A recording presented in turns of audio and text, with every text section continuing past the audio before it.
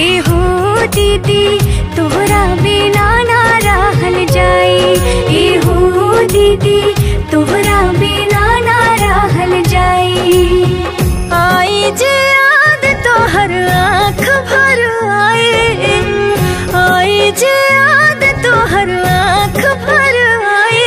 हे हो भाई तोहरा बिना ना रहल जाए। हे हो भाई तोहरा बिना ना रहल जाए।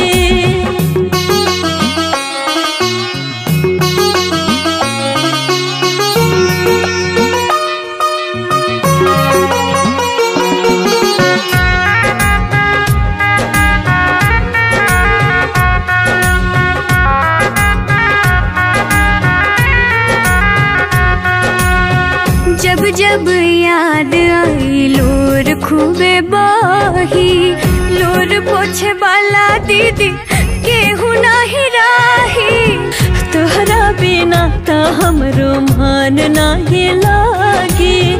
रात भर अखिया हमरा ये जागे। काके दुलार खाना के अब खियाई। काके दुलार खाना के अब खियाई।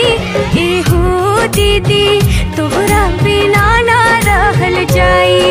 ए हो दीदी तोहरा बिना ना रहल जाई।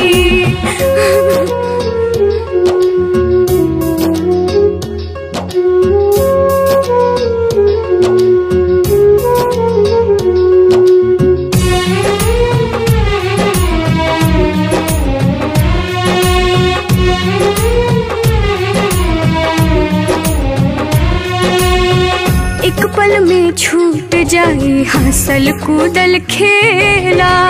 तोहरा बिना हमनी सन होखे बाकेला। कहता मान बाकी बाटे मजबूरी। कैसे सहाय भाई बहन के दूरी। लागे लाज दूर होत बापर छाई। लागे लाज दूर होत बापर छाई। ए हो